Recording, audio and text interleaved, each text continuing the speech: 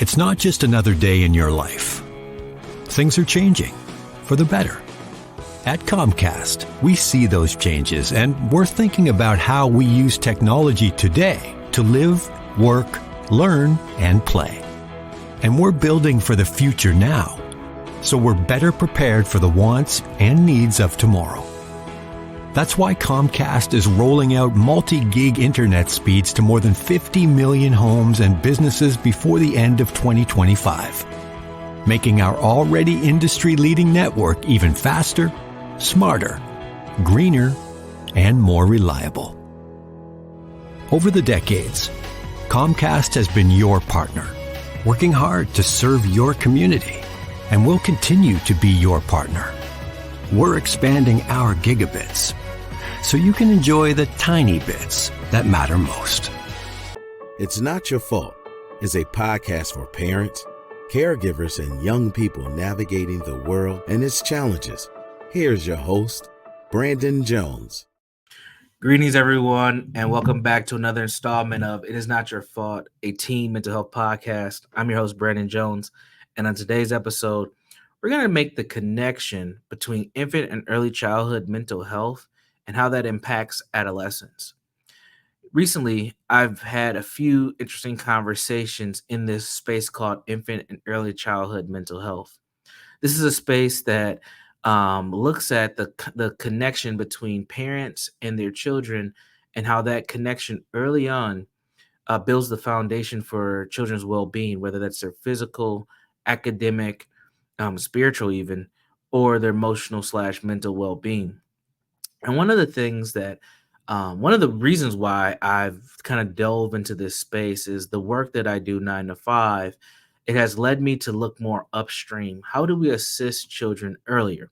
How do we get them connected? How do we assist families earlier? Because a lot of the issues that we see within adolescence, per se, a lot of those things started way before they got to that age of adolescence.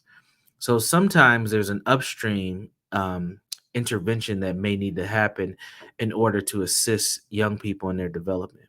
Now, historically on this podcast, I have definitely talked about interventions today, like things we can do today, things we need to look out for, how to support youth, because I wanted to make sure this podcast was more action packed and you can apply things today. You can do things today to help make sure that the mental and emotional health of a young person doesn't get too overwhelming where they can't live a nice, healthy life. But we haven't really talked about preventative methods. And I think there's a time for us to make this connection between infant and early childhood mental health and adolescence. Now, there's a couple ways to look at this. You can look at this as a provider, someone who works with young people where no matter the age and the impacts that it makes. You can look at this as a parent or caregiver, someone who is taking, direct care of young people, helping them develop directly.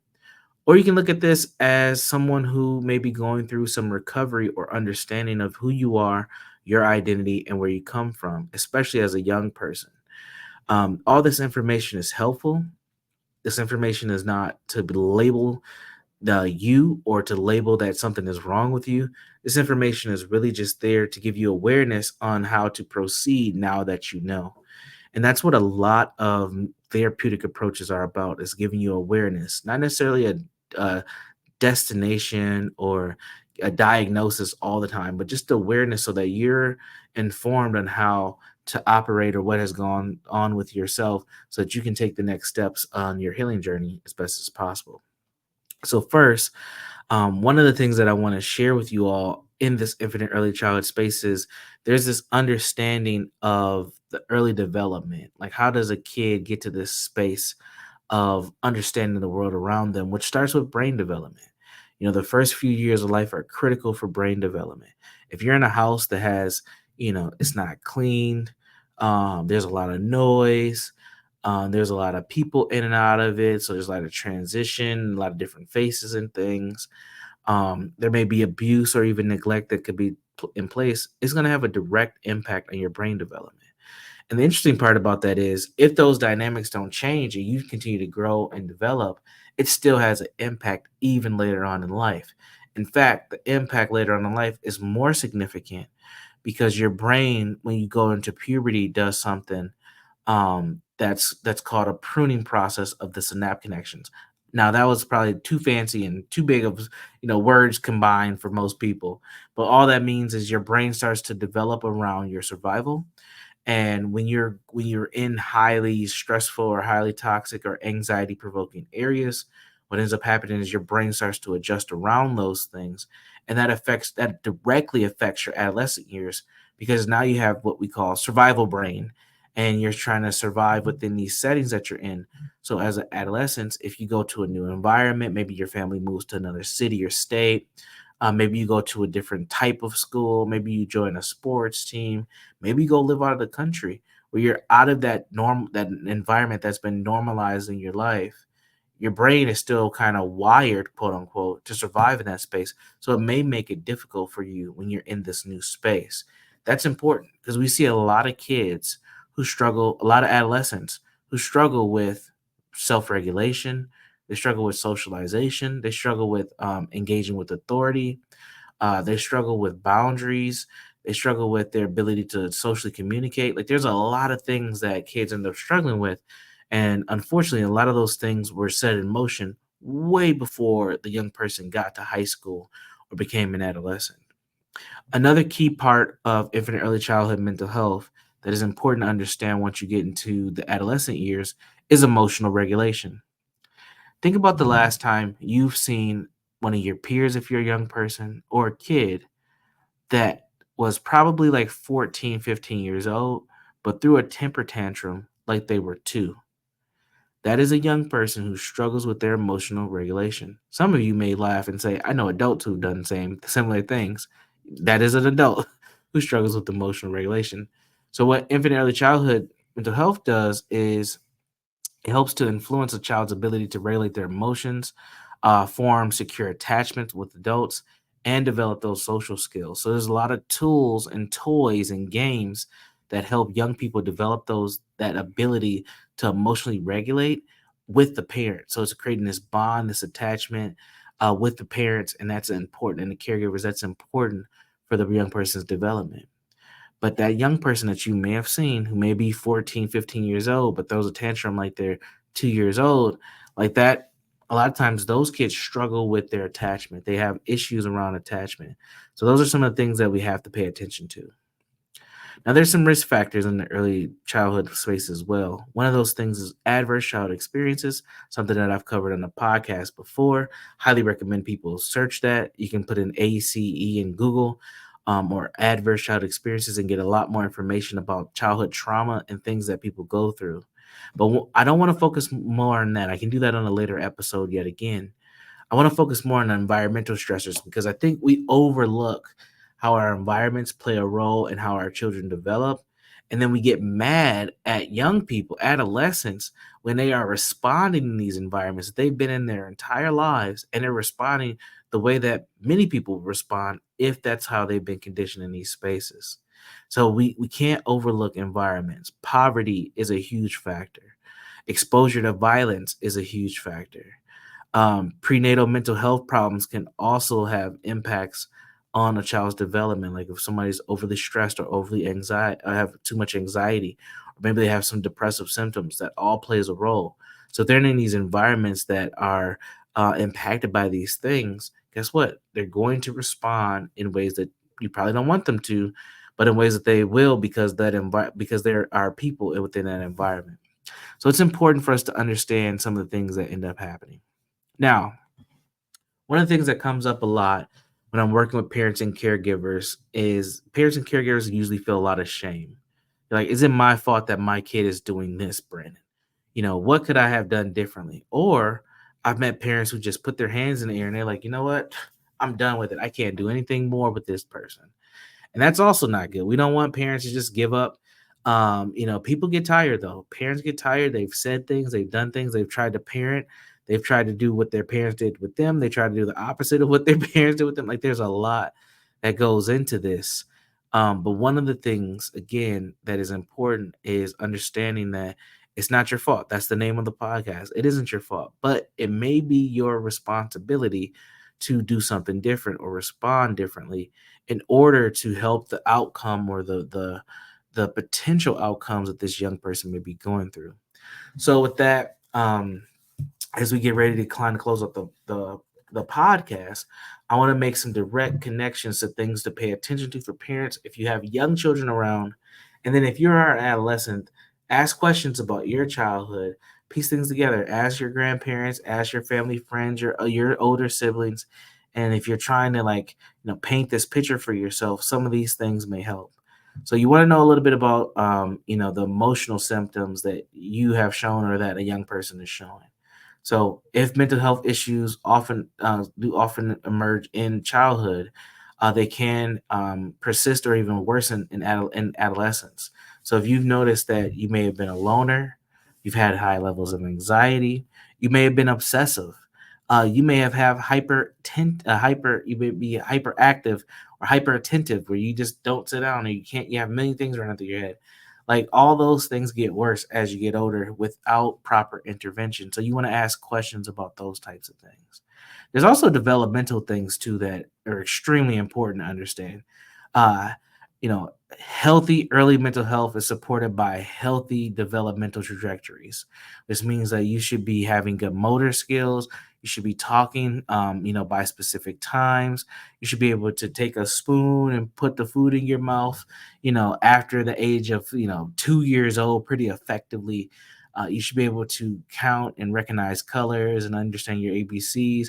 Like, all those things are developmental things that you learn over the years. But if adolescents struggling with those things, we know that there was something missed at some point in a young person's life, that now they're, 13, 14 years old and they're struggling phonically, or they may not have the skill set to eat. And now we're looking at potential mental health issues or concerns. There's also behavioral health concerns, substance use. If you're a young person who's been around substances most of your life as a child, or you may have been born with somebody who struggled with addiction of substance use, that can have an impact. Even academic performance can have an impact on, or can have a connection, I should say, to early childhood issues and concerns when it comes to mental health. There's some physical health things. There's a lot of kids that I run into who have asthma, eczema, these types of physical health things that really come from the environments that you're in, unfortunately. These things can be prevented, and they can be, swayed in different directions with better health management. But these are also things that you should keep in mind. So let's talk about some strategies as we get ready to close out. One, early strategies. So if you have young children in your life, I would suggest any screening programs. If you notice any developmental milestones not being met, feel free to get checked out. Talk to a provider, talk to a pediatrician, see if they have any referrals, if they can't diagnose the issue themselves. But make sure you're getting quality checkup and care. There's also tons of community programs, especially here in the state of Minnesota. If you're in the metropolitan area, there's all types of resources that you can get to support you and your family dynamic and any of the diverse needs that your family may have. And then what you can do today is promote resiliency. Something I probably should talk about a lot deeper in the next podcast is, what is resiliency and why is it important? I'm a big proponent of social emotional learning. You've heard about me talk about this several times on the podcast, as well as social emotional intelligence. These are things that help. These things help to focus on the ability to bounce back from tough situations so you can keep moving forward in life. And then, as always, having positive relationships that are intentional, where you're encouraging children to be strong, where you have supportive relationships from adults who love kids, is always a help. And if you're a young person right now and you don't trust any adult, I highly recommend that you find at least one adult in your life that you can build that relationship with and build that connection. So with that, we're going to pause in the podcast. I just want to talk a little bit about childhood mental health and make that connection to adolescence. If you want more information on this, I'll post some information on our Facebook page. Just search "It's Not Your Fault" podcast in the Facebook search bar, and you can find our page, and feel free to add us and get access to these episodes with more good information. If you have a question for me directly, there's a place where you can find me. That's at my personal website, www.jegna.org. That's www.jegna.org. Jegna.org is where you can find me. And then if you want to get some quality content and some laughter from other cool people like myself, you need to go to ShalettaMakesMeLaugh.com. That's Shaletta Makes Me Laugh. to find more quality podcasts. And with that, be safe, be constructive, be well. We'll see you in the next episode. Take care. To check out previous episodes of It's Not Your Fault, or to learn more about Brandon Jones, log on to ShalettaMakesMeLaugh.com.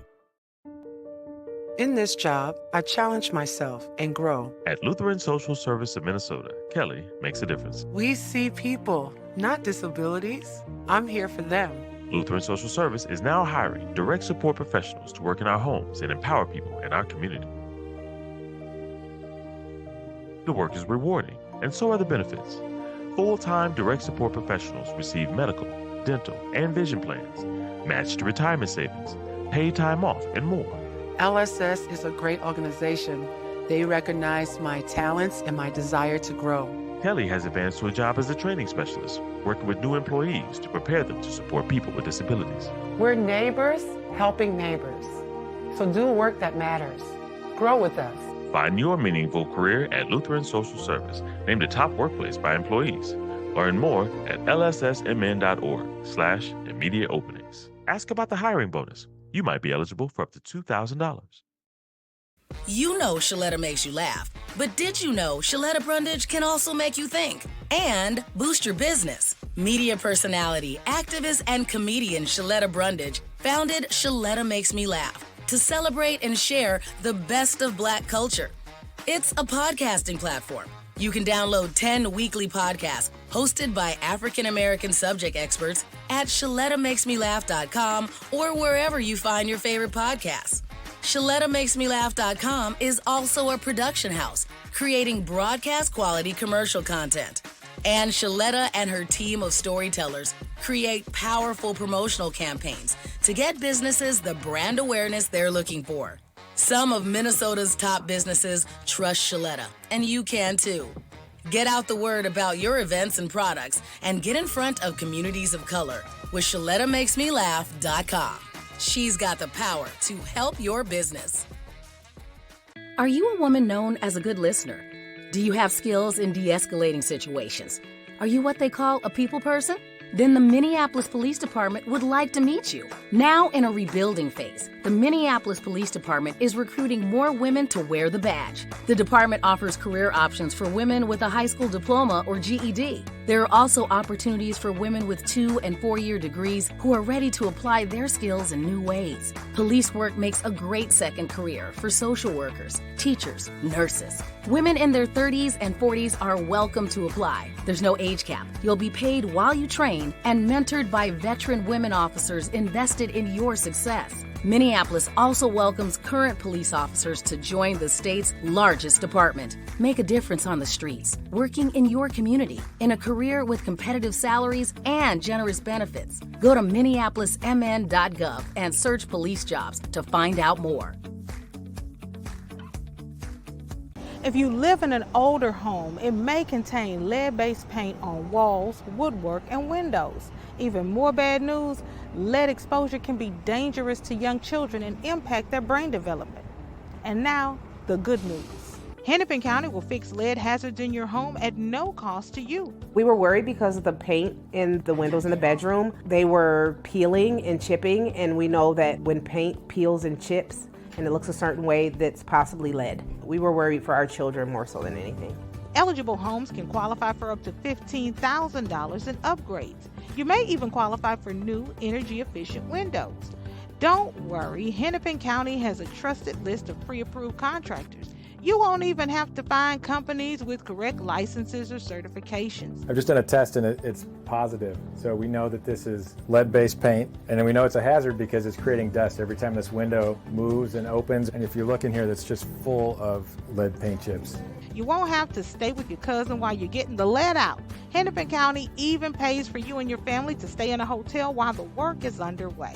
The last good news is how easy it is to apply.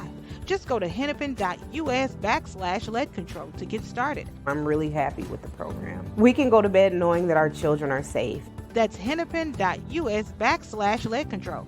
Tell your friends about it.